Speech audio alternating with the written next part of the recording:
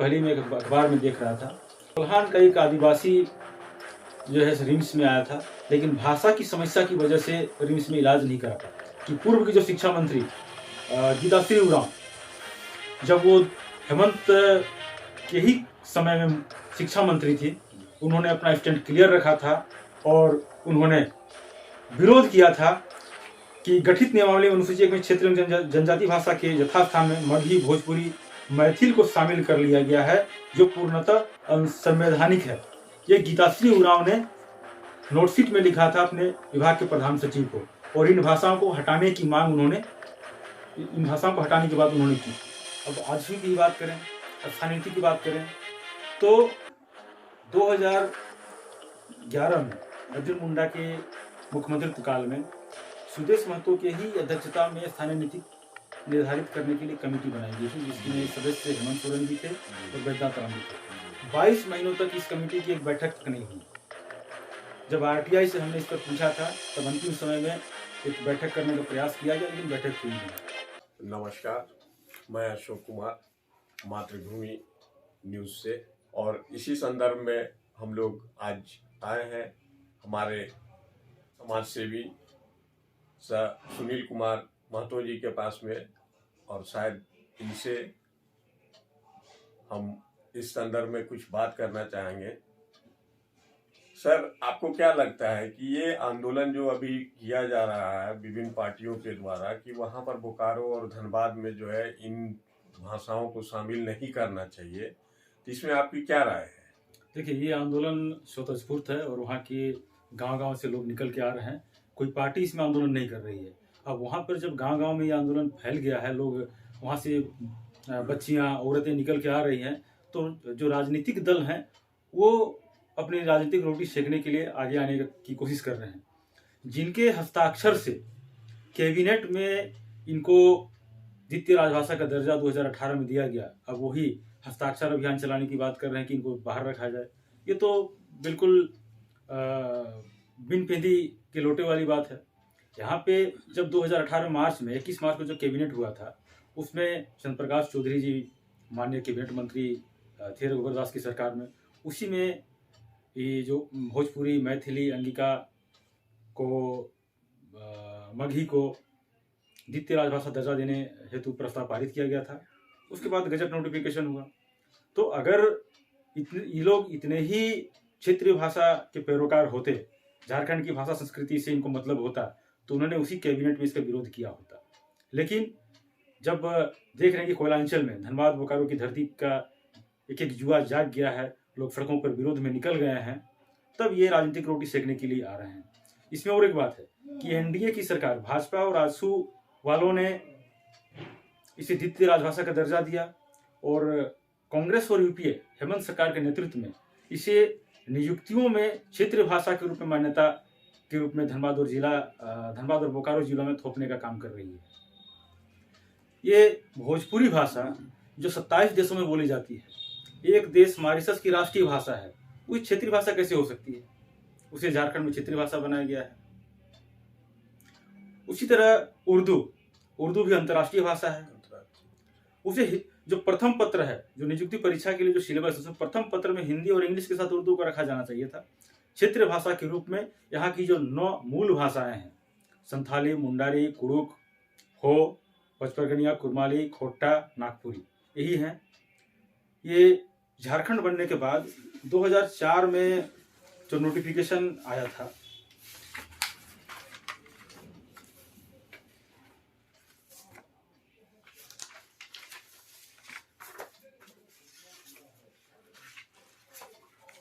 ये 24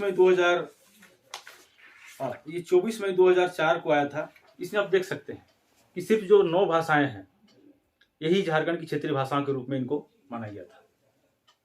उसके बाद भाषा पर अतिक्रमण होता गया। 2011 में अर्जुन मुंडा के नेतृत्व में, जिस समय हेमंत सोरेन और सुदेश महतो दोनों ही उप मुख्यमंत्री थे, उन्होंने उर्दू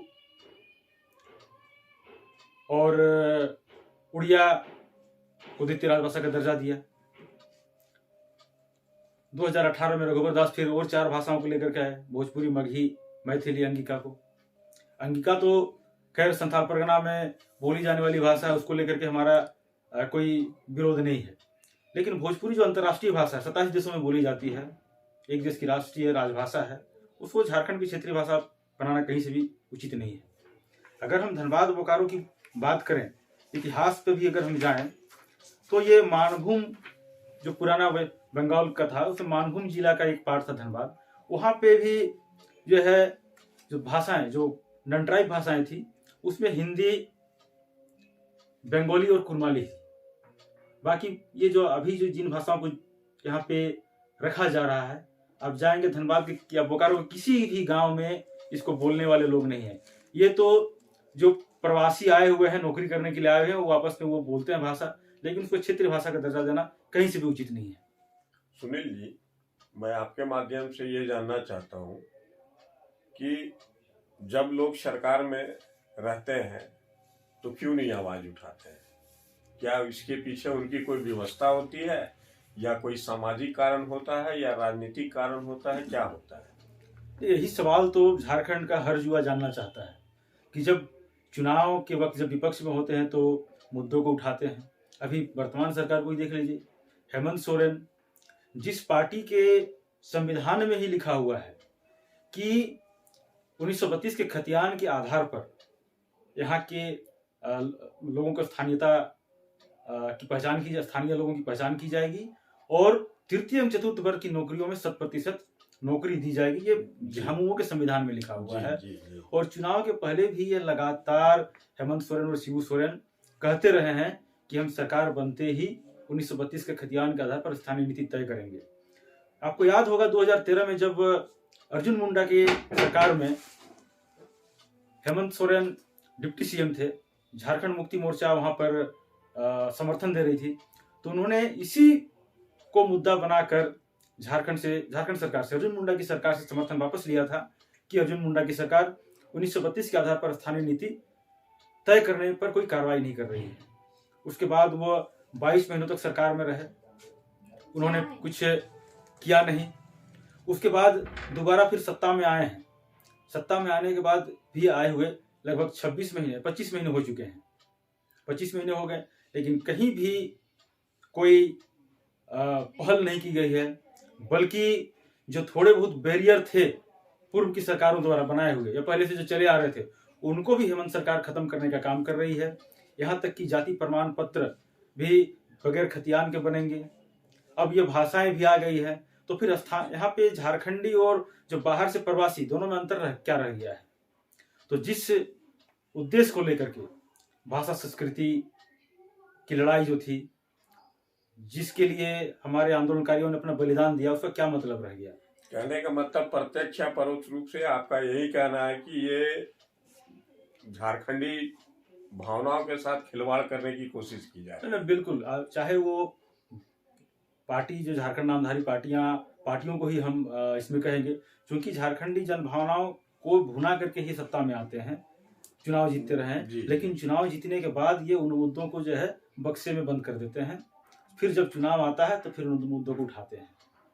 अब आजसू की बात करें, अब स्थानीय नीति की बात करें, तो 2011 में अर्जुन मुंडा के मुख्यमंत्रित्व काल में सुदेश महतो के ही अध्यक्षता में स्थानीय नीति निर्धारित करने के लिए कमेटी बनाई गई थी, जिसकी में सदस्य हेमंत सोरेन भी थे और बैद्यनाथ राम भी थे।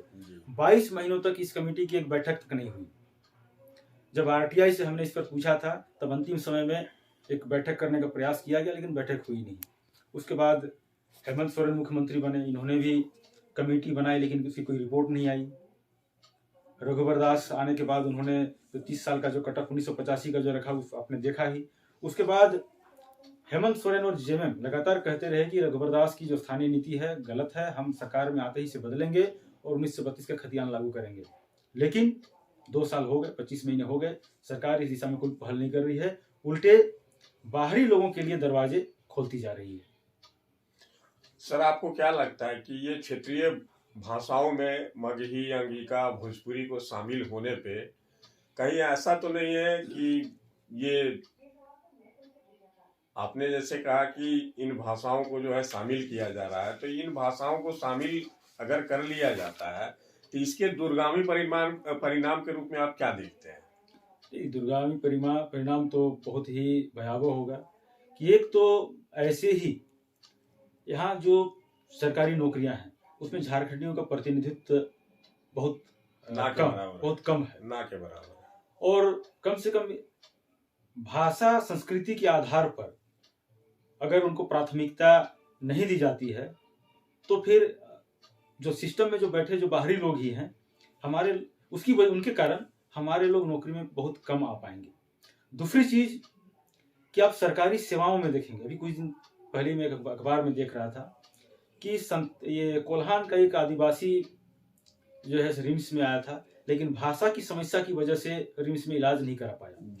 क्योंकि जो जन समस्या है, जो ग्रामीण लोगों से, सुदूर क्षेत्रों से जो जुड़े लोग, वहाँ पे जो लोग हैं, उनसे सीधा संवाद के लिए उनकी क्षेत्रीय भाषा, उनकी जनजातीय भाषा, उनकी भाषा संस्कृति को समझने वाला व्यक्ति हो, तभी उनकी समस्याओं का निदान बेहतर तरीके हो सकता है। यहाँ तक कि आप न्यायालयों में भी देखते हैं तो आज हिंदी में न्यायिक कार्यों को बढ़ावा देने की बात क्यों की जाती है? ताकि आम लोगों तक न्याय सुलभ हो सके।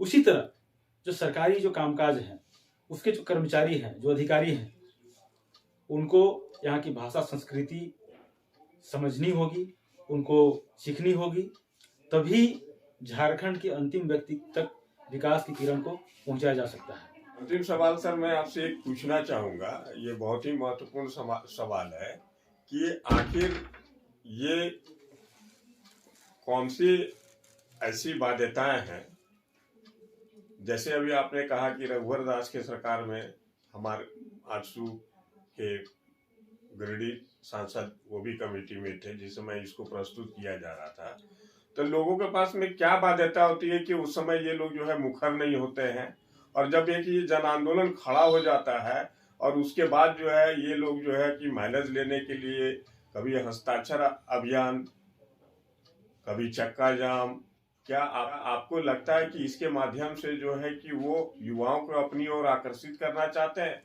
क्योंकि अभी हमने कुछ ही 1-2 दिन में पढ़ा है कि झारखंड जो है संपूर्ण रूप से जो है कि युवाओं का राज्य हो गया है। बिल्कुल, जब सत्ता में जब लोग होते हैं, जब तो हमारे यहाँ के जो प्रतिनिधि, चाहे वो विधायक हों या मंत्रिमंडल में शामिल मंत्री हों, वो नीतिगत मुद्दों पर मुखर नहीं होते हैं। जो उनसे कैबिनेट में हस्ताक्षर करा लिया जाता है वो सिर्फ वहाँ पे उपस्थिति का अपना कोरम पूरा कर लेते हैं। इन लोगों को सिर्फ और सिर्फ जो है कि कैसे योजनाओं में हिस्सेदारी मिले, मंत्रिमंडल में यदि हैं तो वहाँ पे कैसे हम ज़्यादा से ज़्यादा टेंडर पे कमीशन लें, कैसे ट्रांसफ़र पोस्टिंग का काम करें, कैसे अपने लोगों को उपकृत करें, कैसे अपनी 7 पुस्तों की व्यवस्था करें, इसी चिंता में लोग रहते हैं। बाकी नीतिगत मुद्दों पर क्या है क्या नहीं है, पूरी तरह अफसरों के इशारे पर ये लोग काम करते रहे हैं जी। और जहाँ तक युवाओं की बात है तो 23 दिसंबर को, बेसिकली 20 दिसंबर को ही इसकी जो है ये अधिसूचना जारी हो गई थी भाषाओं वाली। उसके बाद 23 को आई, फिर 24 को उस पर सरकार ने संकल्प जारी किया भाषाओं वाली। तो उसके बाद आज 1 महीना हो गया। इन 1 महीना में जेएमएम तो कहीं नजर नहीं आई, जो क्षेत्रीय पार्टी है। आजसू इधर 3-4 दिनों से नजर आ रही है, लेकिन पिछले 1 महीने तक कहीं नहीं, कहीं कोई विरोध नहीं। जब बोकारो धनबाद के प्रत्येक गांव से बच्चा बच्चा, युवा, महिलाएं, बुजुर्ग सभी लोग निकल के आ रहे हैं, तब उनको लगा कि अभी हमारी जमीन खिसकती जा रही है। और अभी चूंकि इस मुद्दे पर युवा आक्रोशित है, तो युवाओं को आकर्षित करने के लिए वो इस आंदोलन में घुसने की कोशिश कर रहे हैं। लेकिन झारखंड के युवा अब जागरूक हो गए हैं, और विशेषकर कोयलांचल की धरती धनबाद और बोकारो, जो विनोद बिहारी महतो, शक्तिनाथ महतो की धरती है, वहाँ के युवा जागरूक हैं और ऐसे किसी भी प्रयास को वो सफल नहीं होने देंगे, मैं ऐसा समझता हूँ। कि ये भाषाओं को इम्प्लीमेंट करने का आधार क्या होता है? क्योंकि अगर होना चाहिए तो सभी जिलों में होना चाहिए। नहीं नहीं, भाषा को सभी जिलों में करने का नहीं, क्योंकि इसमें है कि जो भाषा जिस इलाके में बोली जाती है जी जी। वो उस इलाके में उसको किया जा सकता है। इसको लेकर के बकायदा भारत के संविधान में भी नहीं, संविधान में तो है, लेकिन उसमें संविधान में तो ये भी वर्णित होगा ना कितनी प्रतिशत आबादी वहाँ बोलती है कि इसको लागू किया जाए। ऐसा कुछ है क्या? ऐसा कुछ नहीं है। जी। ये सरकार का अपना नीतिगत निर्णय है। अच्छा। और पहले से ही जो जैसा मैंने पहले ही बताया कि झारखंड में जो मूलतः 9 भाषाएं हैं, जिसमें 5 जनजातीय भाषाएं हैं और 4 क्षेत्रीय भाषाएं, यही मान्यता प्राप्त हैं। रांची विश्वविद्यालय समेत झारखंड के जितने भी विश्वविद्यालय हैं, इन्हीं 9 भाषाओं की पढ़ाई होती है जनजातीय क्षेत्रीय भाषा के रूप में। और मैंने जैसे आपको दिखाया अभी, जो 2024 में 2004 का जो नोटिफिकेशन था उसमें यही 9 भाषाएं ही थी। और भाषाओं का अतिक्रमण करते करते, क्योंकि हमारे जो जनप्रतिनिधि हैं उनको सिर्फ कमीशन खोरी से मतलब है, इसलिए जो अधिकारी, जो यूपी और बिहार के अधिकारी यहाँ बैठे हुए हैं, वो इसी ताक में रहते हैं कि कैसे हम यहाँ पे भाषा संस्कृति पर अतिक्रमण करें। और पहले जो है अन्य भाषाओं को घुसाया गया, फिर 2018 में 4 नई भाषाएं लाई गई हैं। तो ये हमारे जो जनप्रतिनिधि अकर्मण्य हैं। तो युवाओं से मेरा यही अनुरोध होगा कि अब इनसे हम सवाल जवाब करें, इनको हम उत्तरदायित्व बनाएं। ये जो जनप्रतिनिधि झारखंड के जो सोचते हैं कि इनके पास विकल्प क्या है, यूपीए और एनडीए, इसमें जो अलग अलग पार्टियां हैं, या तो उसको वोट देंगे, उससे नाराज होंगे तो हमको देंगे, उससे फिर नाराज होंगे, या फिर हमसे नाराज होंगे तो फिर उनको देंगे, यही अदला बदली। युवाओं के पास विकल्प नहीं है। लेकिन अब युवाओं को सोचना होगा, विकल्प खुद बनना होगा और खुद की सरकार बनानी होगी, तभी झारखंड में झारखंड अलग राज्य होने का मूल उद्देश्य है वो पूरा किया जा सकता है। अभी आप सुनील जी को सुने और इनका स्पष्ट यही कहना है कि अधिकारियों के द्वारा भाषाई अतिक्रमण किया जा रहा है, जो कि हम झारखंडियों के साथ में अन्याय है। और इसके लिए शायद ये युवाओं को अपने माध्यम से आह्वान करना चाहते हैं कि वो सड़क पर आएं और इसका जमकर विरोध करें, न किसी नेता के चक्कर में पड़े और न किसी राजनेता के चक्कर में पड़े। अपना कमान स्वयं संभालें और अपना निर्णय स्वयं लें, कभी भी अतिक्रमण बर्दाश्त ना करें। क्या सर, यही आपका संदेश? नहीं, बिल्कुल यही बात है।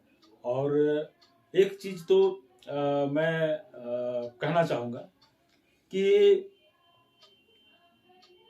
जो कोयलांचल क्षेत्र से जो मंत्री हैं जगन्नाथ महतो जी, उनका तो कोई स्टैंड ही नहीं है। आज वो कह रहे हैं कि कैबिनेट में इस पर पास हुआ नहीं है।